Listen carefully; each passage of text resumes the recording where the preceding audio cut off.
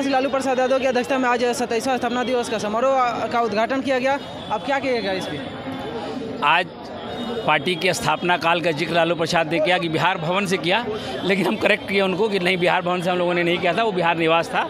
नया बिहार भवन को बिहार निवास तब कहा जाता था। जिस तरह से कहा जाता है विपक्षियों के द्वारा कि लालू प्रसाद यादव जो गरीब थे उनको दबाने का काम किया और प्रताड़ित करने का काम किया, बीजेपी के द्वारा जो कहा जाता है, इस पर क्या कहिएगा?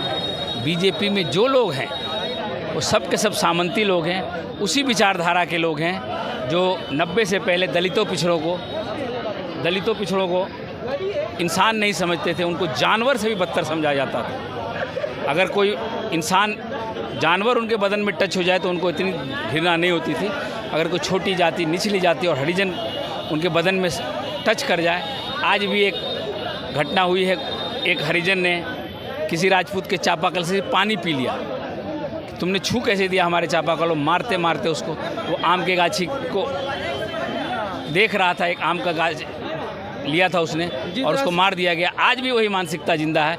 आज भी उन गरीबों को लालू प्रसाद जी भगवान लगते हैं, जिनको अछूत समझा जाता था, जिनको जानवर समझा जाता था। जी, लालू प्रसाद ने क्या संदेश दिया? जिस तरह से अभी 27वां उद्घाटन हुआ तो 27वां स्थापना दिवस था, उसमें लालू प्रसाद ने किस तरह से आपको या जितने भी समर्थक हैं उनको क्या संदेश दिया कि अगला चुनाव किस तरह से लड़ा जाएगा? अगला चुनाव सामंती ताकतों के खिलाफ, उद्योगपति और पूंजीपतियों के खिलाफ और भाजपा के छदम हिंदूवादी नेताओं के खिलाफ ये चुनाव लड़ा जाएगा, जिनको हम इनको एक्सपोज करेंगे। और उनको एक्सपोज करने से पहले इन 17 दलों की जो मीटिंग आई है, उनका जो वोट परसेंटेज 2019 के लोकसभा में है वो 34% है, जो अभी 5% ज़्यादा है भाजपा के पिछले लोकसभा के चुनाव से। बीजेपी कहती है कि जितने भी विपक्षी दल इकट्ठा हुए हैं वो ठग ऑफ इंडिया है, ना कि वो भारत को प्रमोट करने के लिए आए, ना बढ़ावा देने के लिए, वो तो भारत को ठगने के लिए आए हैं केवल। तो इन्होंने 9 साल में भारत को क्या क्या, एक ऐसी बातें आपके जहन में हो तो बताइए कि 9 साल में कुछ उन्होंने नया करके दिखाया हो। और ये हाँ, नया अगर किया है तो अदानी जो 30,000 करोड़ का आदमी था उसको 12 लाख करोड़ का बना दिया। अंबानी की प्रॉपर्टी को 3 गुना बढ़ा दिया उन्होंने। देश के 70,000 करोड़ नीरव मोदी, विजय माल्या जो वाइब्रेंट गुजरात के स्पॉन्सर्स थे, जिसको मोदी जी ने 3 दिन तक वाइब्रेंट गुजरात के प्रोग्राम में शरीक हुए, वो लोग आज हज़ारों करोड़ लेके चंपत हो गए। ये तो उनके अच्छे कारनामे क्या हुए। और अगर किसी ने कभी कुछ किया, किसी ने पोशाक योजना लागू की, नीतीश कुमार ने साइकिल योजना लागू की यहाँ बिहार में, अगर पूरे हिंदुस्तान में अगर वो गरीबों के लिए पोशाक योजना, साइकिल योजना लागू कर देती तो उनका बड़प्पन है।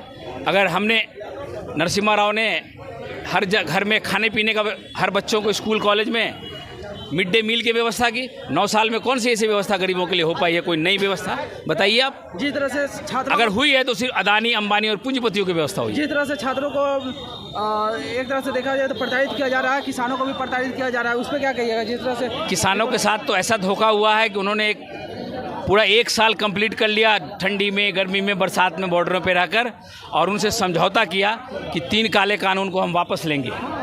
लेकिन ना 3 काला कानून वापस हुआ है और ना ही पास भी नहीं हुआ। ये भी अच्छी बात है, पास भी नहीं हो पाया, लेकिन जो वापस लेने की बात है अभी तक वो 3 काला कानून वापस नहीं हुआ है। वो किसानों के साथ बहुत भद्दा मजाक हुआ था। और छात्रों के साथ, बेरोजगारों की सीमा आपको पता है, इन 9 सालों में केंद्र की सरकार ने मात्र 7 लाख लोगों को रोजगार दिया। उसके अगेंस्ट में करीब 80 लाख लोग सिर्फ रिटायर किए हैं 9 सालों में, और नौकरी मिली सिर्फ 7 लाख लोगों को। ये केंद्र का छात्रों और बेरोजगारों के प्रति उनका सम्मान है।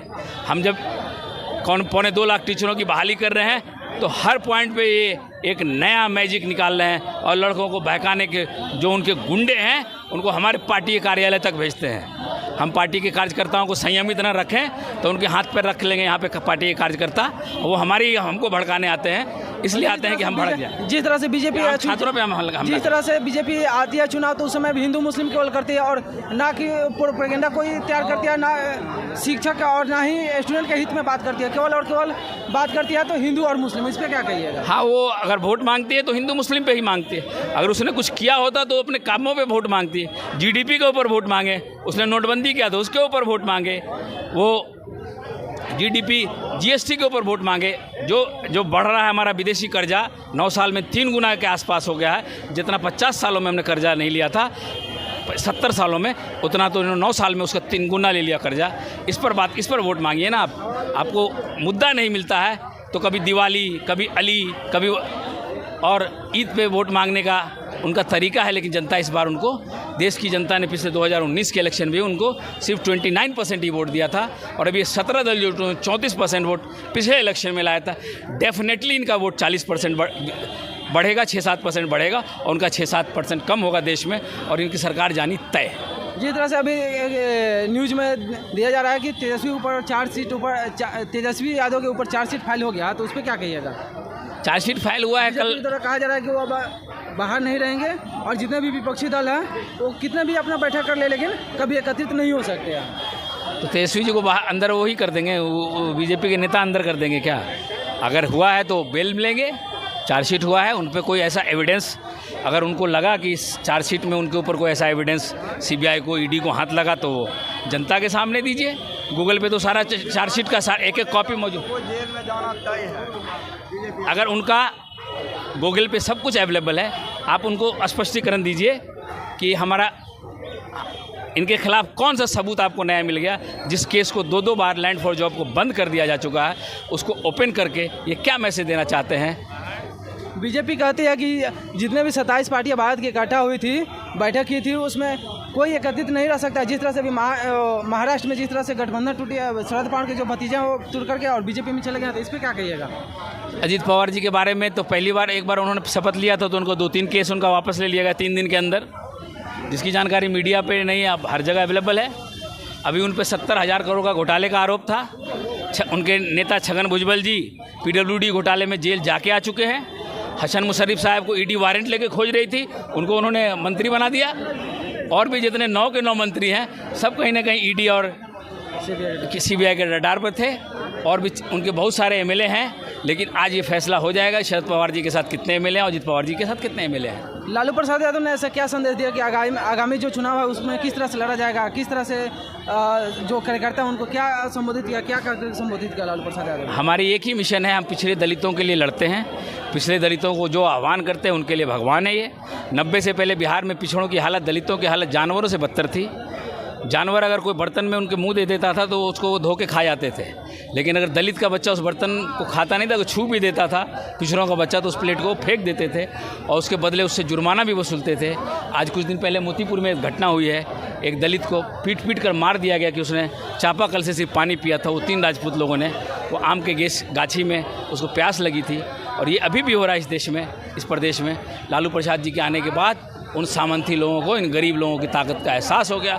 इसी ताकत के बदौलत लालू यादव, अगर नीतीश कुमार जी के जो वोट मिला था और हमारा महागठबंधन का जो पिछले विधानसभा में वोट था, नीतीश कुमार के वोट का आधा वोट भी आ जाए तो हम 40 से 40 सीट जीतेंगे। और उम्मीद है कि नीतीश कुमार का हमें 100% वोट मिलेगा और 40 की 40 सीट हम लोग जीतेंगे। ये भी कहा जा रहा है कि नीतीश कुमार हो सकता है पलटी मार देंगे 2-4-5 दिन में, तो वो उनका अपना कोई सोर्स होगा पलटी मारने का, वो बताएंगे पलटी, वो उनको पता होगा कब बात हो रही है, क्या हो रही है। लेकिन अभी हमारी जानकारी में नीतीश जी ने पिछली बार जो टर्न लिया था, जिन लोगों ने उनको सिखाया था, 4-5 महीने के बाद से उन्होंने इंसल्ट करना चालू किया कि फिर तुमने हमें उसी ब्लैकमेलर के हवाले कर दिया, जिसके मैं भागना चाहता था नरेंद्र मोदी का, जो उद्योगपतियों और पूंजीपतियों का दलाल है और देश में गरीब विरोधी सरकार और इंसानियत विरोधी आदमी है नरेंद्र मोदी, जिसके साथ मैं नहीं जाना चाहता। सुशील मोदी बोलते हैं कि जब बिहार में 5 जो पार्टियां एकत्रित नहीं हो सकती या ना एक मत हो सकता है, तो 27 और 17 पार्टियां कैसे एकत्रित होकर काम करेगी भारत में?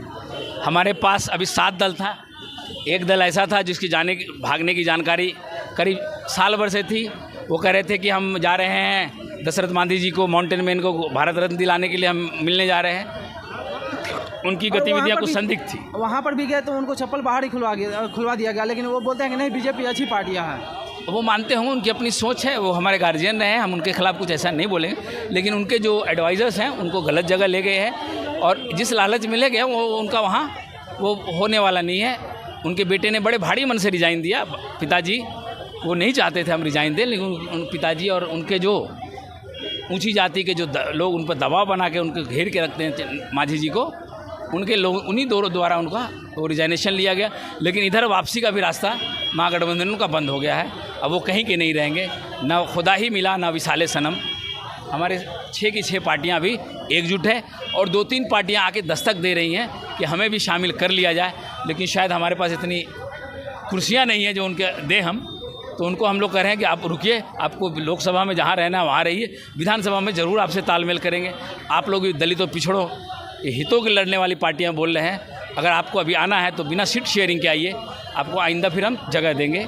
छोटी पार्टियां जिस तरह से बोला जाता है, सुशील मोदी द्वारा बोला जा रहा है कि वो 5-7 सीट पे ही सिमट जाएंगे। वो जो बोल रहे हैं कि 40 सीट आरजेडी के द्वारा, वो 40 सीट बोल रहे हैं कि 40 में 40 हम सीट लाएंगे, लेकिन नहीं ला पाएंगे। वो 4 से 5 सीट में ही सिमट जाएंगे। विरोधी का काम है बोलना, हमने भी तो बोला 40 सीट आएगी हमारी, तो ज़रूरी थोड़े 40 में हम जीत जाएँ। कहीं किसी परिस्थिति में 4-5 सीट हम हार भी सकते हैं, लेकिन अगर हर सीटों पे हमारे जो महागठबंधन का वोट है और जदयू का वोट को आप टैली अगर जोड़ लीजिए तो शायद बीजेपी को कोई सीट मिलती हुई नज़र नहीं आती। पटना ज़िला में एक सीट सबसे मजबूत है उनकी, लेकिन यहाँ 14 में से 9 एमएलए हमारा है पटना ज़िला में, जहाँ पटना ज़िला में बीजेपी अपने को सबसे ज़्यादा मजबूत समझती है। इनके 4 विधायक हैं, परंतु यहाँ भी पटना साहिब भी वो नहीं जीत पाएगी। अगर हमने कैंडिडेट का सिलेक्शन सही किया तो यहाँ भी हम जीतेंगे। चलिए, बात करके आपसे अच्छा लगा। आइए आगे भी बात करते हैं, नौजवान युवा लोग भी यहाँ हैं, उनसे हम बात करेंगे किस तरह से क्या जो